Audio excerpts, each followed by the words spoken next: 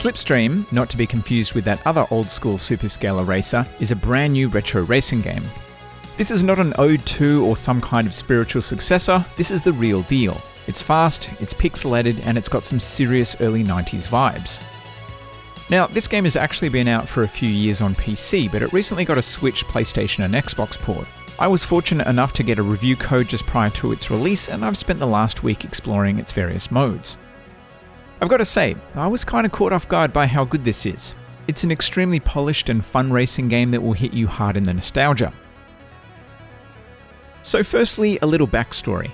Slipstream started life as a Kickstarter project that was successfully backed in 2016. The developer lists the influences as the Outrun series, Sega games in general, Initial D, and the spirit of 90s arcades. It doesn't just look old school, it's actually built with old school methods. It's running on a custom pseudo 3D game engine, and it uses proper 2D sprite scaling. I initially thought it must be utilizing some kind of 3D model trickery, but apparently there are no 3D models in the game at all. The same approach was taken with the music. It was created with equipment from the era, such as the Yamaha DX21, which is an analog synthesizer from the 80s. True to old school game development, this game was created almost entirely by a single person. That's right, it took just a single dude sweating over a keyboard to make this, a Brazilian developer who goes by the name of Anstor, which I really hope I'm getting that name right. Technically, it's the product of two dudes because the music and sound effects were done by a separate sound designer, but it's still really impressive, and I think there was a huge risk in sticking with old-fashioned development techniques. Sure, this approach would guarantee that it looked and sounded the part. There's a good chance though that it would have ended up feeling twee, or hamstrung by the limitations of a genre long abandoned by the mainstream. Slipstream isn't quaint or less entertaining than it might have been if it was built using the Unreal Engine. It's a solid racing game that proves that good game design and entertaining gameplay don't need a massive budget or huge teams to accomplish. This version of the game has a number of modes. Grand Tour is just like Outrun. Races have branching paths with a variety of locations, and each course contains a rival to beat. Grand Prix is a collection of 5 races, each on a single course, where you score points depending on where you place. Grand Prix can also be played with customizable cars. This allows you to earn money at the end of each race, which you can spend on stat upgrades to make your car faster and handle better.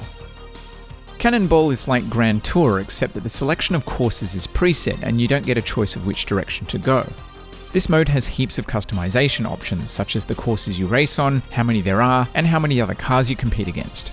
It's cool that you can configure it to your heart's content, although I much prefer the Grand Tour where this is all random and you have to choose courses during the race. Battle Royale is essentially elimination, where you pick the number of rivals to compete against. Courses are random, and the last car at the end of each one is eliminated until there's only one left. Finally, there's a time trial mode and also a single race option, which are both good for practicing certain courses. All of these modes can be played against the AI or with up to 4 people in local split screen. Sadly, there's no online multiplayer, only online leaderboards. I won't lie, this would have been great, although seeing as it was made by a solo dev, I guess I'm okay with that. I really love the presentation. I could totally see it sitting in a dingy arcade in the late 80s, like one of those little pocket arcades that used to sit in the lobby of movie theatres.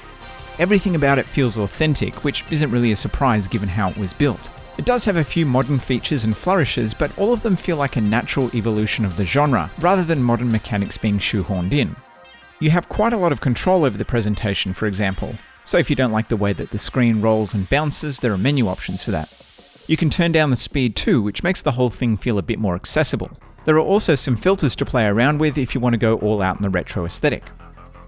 Some of the influences are a little ham-fisted and possibly verging on copyright infringement, but it's clear that this was a passion project, and for the most part, it absolutely nails the look and feel of the games that inspired it. I'm not going to sugarcoat it, this is not an easy game.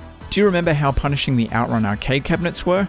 If you were born after Y2K, then you probably don't, but let me tell you, those machines ate through pocket money fast. Slipstream isn't quite as punishing, but it's far from being a casual racing game. The drift mechanic, for example, is essential to master. You literally can't make it around 90% of the corners without it.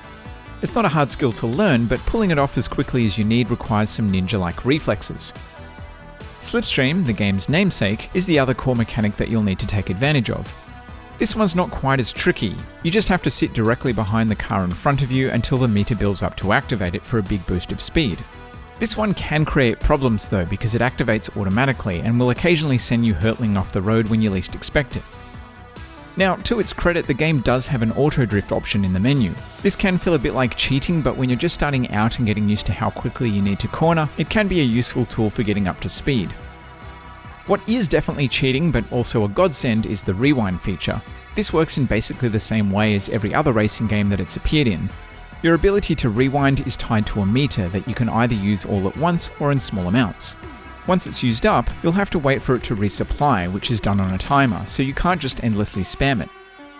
I haven't made much use of this feature in other games, but I've leaned on it quite a lot here, at least during the first few hours.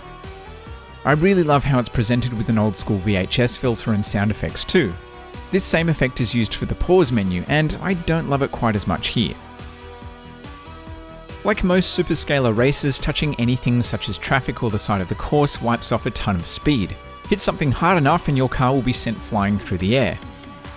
It can be really frustrating having your speed constantly being nerfed by hitting obstacles that feel unavoidable, but conversely, executing a perfect drift while slipstreaming between two cars feels fantastic.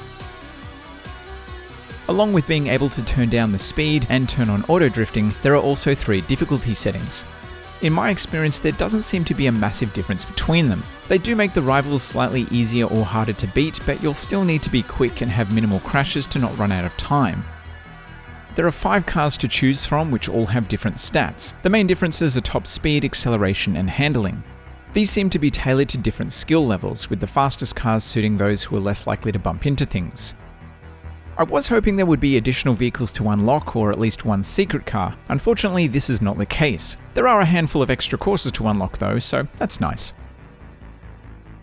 Playing in split screen doesn't reduce the frame rate, the number of competitors, the resolution, or anything else. All you lose is a bit of visibility, and you can't use the rewind feature, which is understandable. Although in the build that I played, it did occasionally prompt you to use it, which was kind of weird.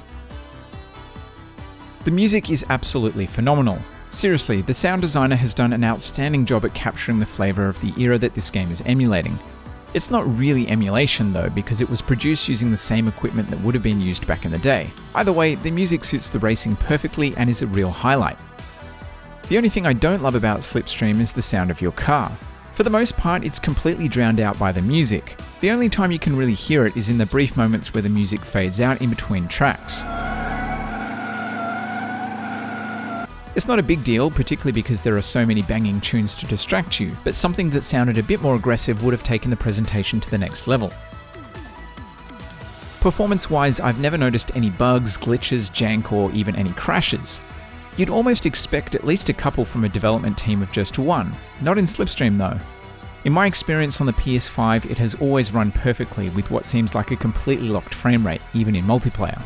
It is a simple game and it has been around for a long time, so I guess there's been plenty of time to iron out bugs. Even still, it's shameful that so many AAA games release in half-baked or broken states, and indie developers can produce something as polished as this.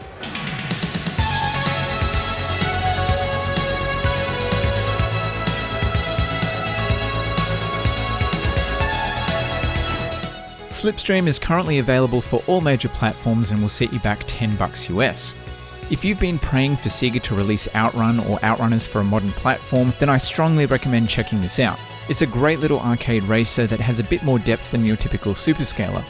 There's not a ton of content here beyond the various modes, although there is plenty of replayability, particularly if you have a few friends on the couch, and at the low price of entry, I think it's an absolute steal.